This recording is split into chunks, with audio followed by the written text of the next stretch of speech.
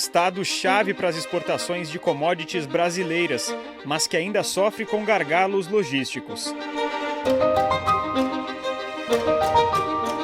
O desenvolvimento de novos modais e a diversificação das exportações são alguns dos desafios do setor na região, temas que estão entre as discussões do Bahia Export 2025. É o segundo ano consecutivo que o evento integra o calendário do Brasil Export. O fórum acontece na sede da Federação das Indústrias do Estado da Bahia, em Salvador. A programação do evento começou na manhã desta quinta-feira, com o Inova Export, que promoveu painéis e palestras voltados a discutir inovação no setor, além de pitches de startups apresentando soluções inovadoras para a logística do estado e de todo o país. O crescimento do setor logístico, o crescimento do setor portuário, o crescimento de todas as nossas atividades, sem falar de inovação. Inovação é a palavra de ordem para todos nós, seja de transportes, seja da mineração, seja de uma operação portuária. E aí nós passamos a conviver com isso diariamente.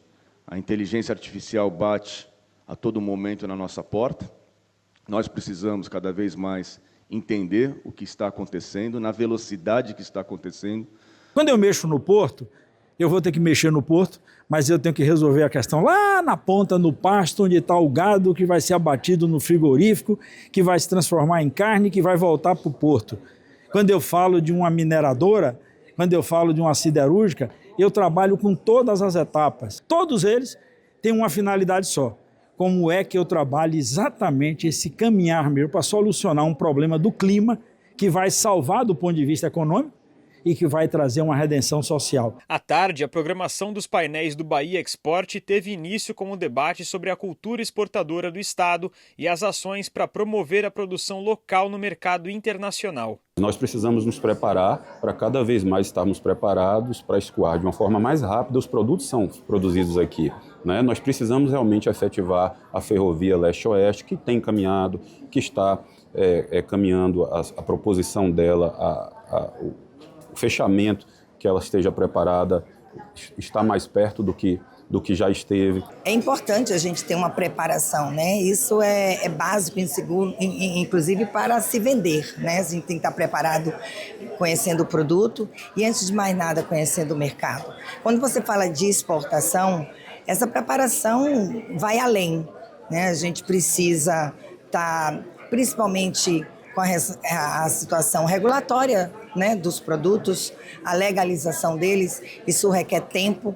A agenda do primeiro dia ainda contou com mais 2 painéis. Um deles tratou dos desafios para expandir o transporte de passageiros no estado. Desenvolver a habilidade de fazer contas, entender o impacto que cada novo desenvolvimento de rota em cada região pode ter e, fazendo essas contas, realmente haver o subsídio, que não é um subsídio, é um investimento no desenvolvimento. Relembrando, metrôs são PPPs. O metrô ele não se sustenta sozinho com o modelo econômico, ele necessita uma suplementação do Estado. Agora imagine o que seria a economia da cidade de Salvador sem o metrô.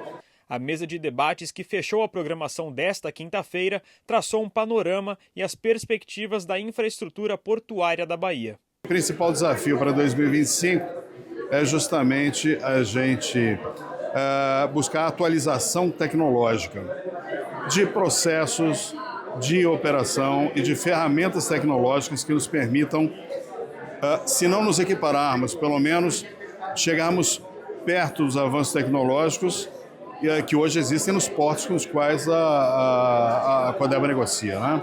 Amanhã, o Bahia Export segue com outros painéis, incluindo um inédito, discutindo o setor de mineração. Painéis muito interessantes, onde a nossa infraestrutura será debatida, nosso problema grave de acessibilidade, de falta de infraestrutura rodoviária e ferroviária, em detrimento de uma boa infraestrutura marítima. Isso será debatido, também as oportunidades.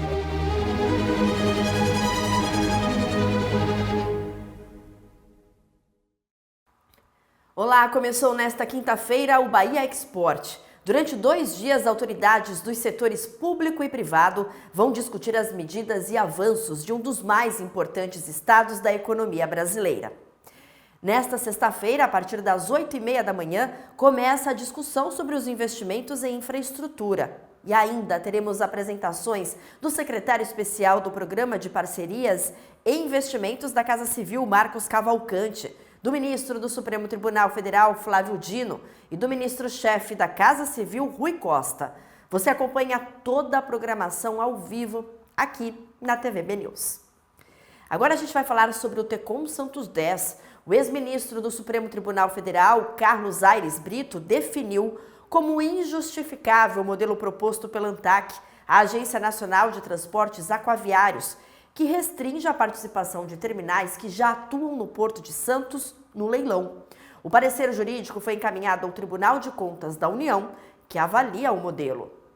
Clamorosamente desnecessárias, desproporcional, sacrifício drástico. Esses termos foram usados pelo ex-ministro do STF, o Supremo Tribunal Federal, Carlos Aires Brito, no parecer jurídico sobre o maior leilão da história portuária brasileira, o Tecon Santos 10, que vai ampliar a capacidade do maior porto da América do Sul em 50%.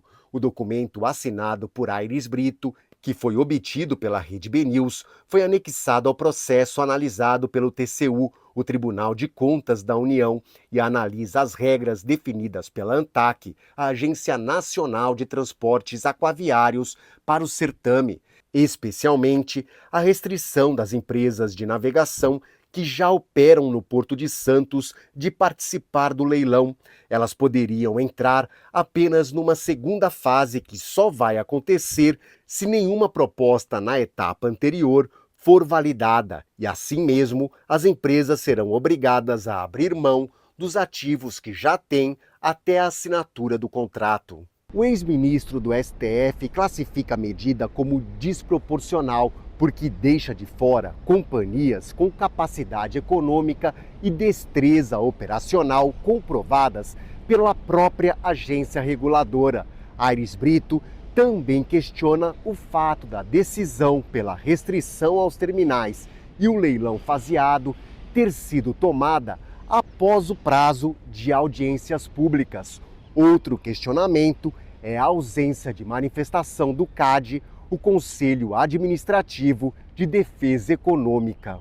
A medida da ANTAQ atinge diretamente as companhias Maersk e MSC, sócias da BTP, a Brasil Terminal Portuário, a CMA-CGM, que recentemente comprou a Santos Brasil, e a Deep World, que opera um terminal autorizado no Porto de Santos. A justificativa da ANTAQ é a possível concentração de mercado. Estudos feitos por técnicos da agência apontam que se as empresas BTP, Santos Brasil e Deep World levassem o terminal sem abrir mão dos ativos, passariam a responder por 58%, 60% e 48% da capacidade total de movimentação no maior porto do país.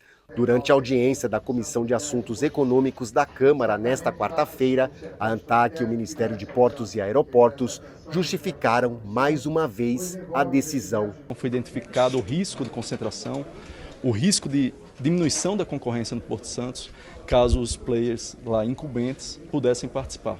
Então, com isso, a recomendação da área técnica foi que o leilão fosse realizado em 2 fases, e assim, na primeira fase, buscando atrair um novo competidor, um novo player para o Porto de Santos, e assim aprimorando a concorrência no setor, aprimorando a concorrência no Porto de Santos, e isso geraria mais eficiência e menores custos para os usuários e para a sociedade brasileira como um todo. Se porventura o Tribunal de Contas entender que é legítima a retirada dessa cláusula restritiva, a gente vai cumprir e dar cumprimento da mesma forma, tá? Assim como a gente deu no caso do ITG 02, que foi um projeto que voltou para nós da agência com a restrição de participação, né, tanto da Vale quanto da CSN. Houve muita discussão em relação a isso, o processo foi para o TCU, o TCU entendeu, né, o ministro relator era o ministro Walton Alencar, ele entendeu que era necessária a retirada dessa restrição de participação, e dessa mesma forma nós demos cumprimento. Argumentos que novamente foram contestados por representantes das operadoras. Se você fosse fazer uma prova de 100 metros, você ia barrar o Usain Bolt de vir prestigiar a sua prova? É o que querem fazer com a MSC, maior operador de contêiner mundial. Pode vir todo mundo, menos vocês. não é muito justo, nem o primeiro nem o segundo. Você vai ter uma prova de 100 metros, mas o prestígio não existe e ninguém mais vai querer correr 100 metros na sua casa. Esse tipo de ação da agência fez com que criasse um imbróglio no processo que, com certeza, se não for resolvido de forma técnica, vai causar judicialização, morosidade. Eu fico impressionado como o Brasil não consegue fazer uma licitação de infraestrutura sem ter um problema. O Tecon Santos 10 foi classificado como o maior terminal de contêineres do Brasil, com um investimento de 5,6 bilhões de reais. A área total vai ter quase 622 mil metros quadrados e a capacidade de movimentação chega a 3 milhões e meio de contêineres por ano. Isso representa quase metade da capacidade atual do porto. O prazo de arrendamento será de 25 anos, com limite de renovação para até 70 anos. A nossa expectativa é que o processo ele retorne para nós do Tribunal de Contas no mês de setembro, início do mês de setembro, o que nos daria um tempo hábil para a publicação de edital e realização do leilão no mês de dezembro. E os deputados da comissão especial que analisa o marco regulatório portuário voltaram a se reunir em Brasília nesta quarta-feira. Na segunda sessão de trabalho da comissão especial que discute o novo marco portuário, os deputados receberam os juristas que elaboraram o projeto, que deu início ao projeto de lei. Nós apresentamos um anteprojeto técnico, fizemos uma análise técnica, não tínhamos nem competência, nem um mandato para entrar num diálogo, numa negociação política e viemos esclarecer para os deputados o porquê nós chegamos à conclusão do nosso anteprojeto. Em cada porquê o capítulo dos contratos, porquê o capítulo da integração porto e cidade, porquê a questão da simplificação, da desburocratização. Foi a primeira reunião após o acordo entre trabalhadores e operadores portuários, finalizado na semana passada. O entendimento fechou pontos, como a manutenção do órgão, o órgão gestor de mão de obra, que continuará a ser consultado nas contratações de vinculados, a negociação coletiva e a permanência de categorias, como vigias, consertadores e trabalhadores do bloco. Essas funções seriam extintas pelo texto original. Mesmo sem o relator do projeto, que promovia essas mudanças, o ministro do TST, Celso Pil, acredita que o acordo deve ser aprovado pela comissão. Se chegarem num acordo, a gente espera que a Câmara dos Deputados abrace esse acordo. O diálogo social sendo apresentado é muito melhor para a sociedade porque vai pacificar. E aí não há o porquê ter movimentos contra a aprovação da lei, movimentos que podem acabar prejudicando, conturbando a relação entre capital e trabalho. A próxima sessão está marcada para quarta-feira da semana que vem. E o tema será a desburocratização, que é um tema tão importante, que é questionado por quem quer investir no país, quem quer investir nos portos brasileiros, é que nós possamos fazer uma desburocratização.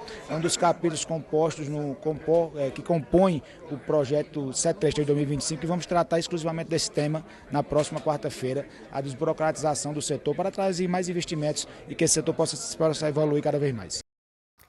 E tem mais informações no portal bnews.com.br e eu destaco essa aqui, porque 200 jovens da Baixada Santista serão capacitados para atuar em cruzeiros marítimos. A Autoridade Portuária de Santos, em parceria com algumas instituições, realiza no próximo dia 19 de agosto a aula inaugural do projeto social Tripulantes do Senep, que marca então a capacitação de 200 jovens da Baixada Santista para atuarem a bordo de navios de cruzeiro e no setor hoteleiro regional. O evento acontece às 6h30 da noite no terminal de passageiros no Concais e vai contar com a presença de autoridades locais e especialistas no setor, incluindo uma palestra do presidente da CLIA Brasil, da Associação Brasileira de Cruzeiros Marítimos, Marco Ferraz, e um painel com profissionais que construíram carreiras internacionais no segmento marítimo e turístico.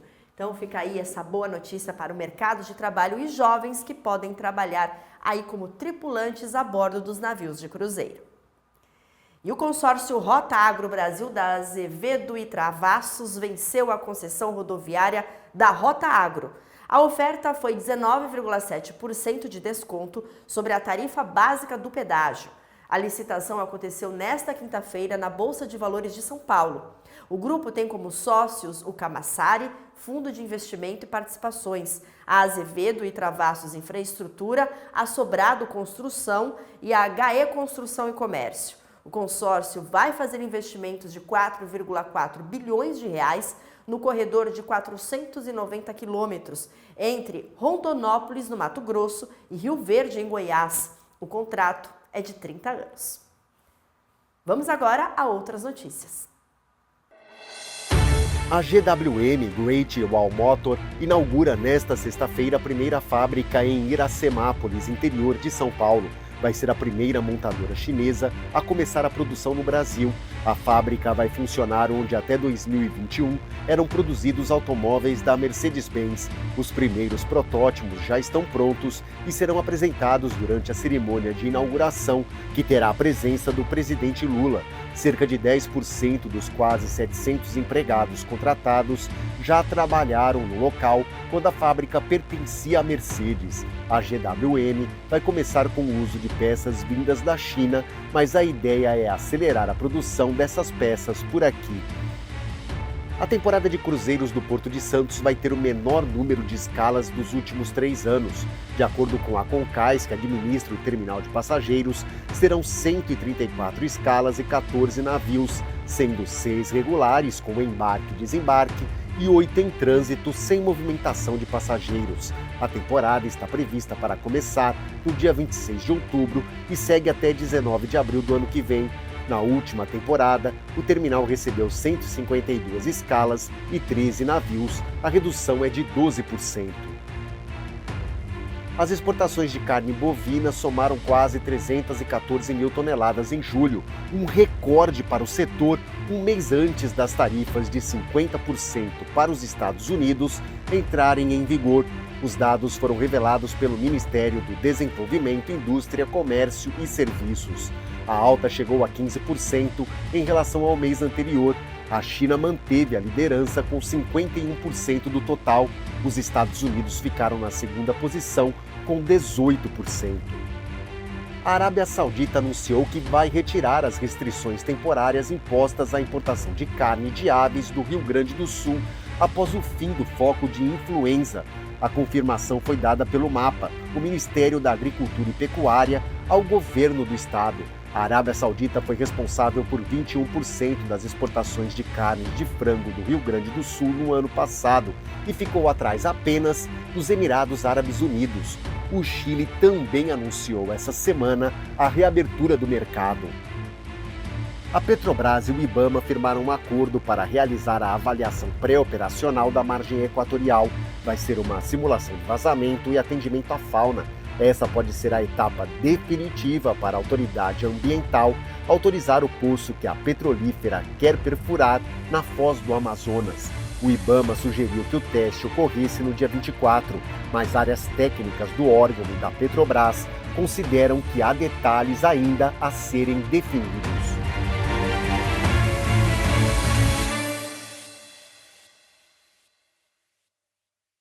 E o BNews 19 horas fica por aqui. A gente volta a se encontrar amanhã, sexta-feira. Uma ótima noite para você e até lá!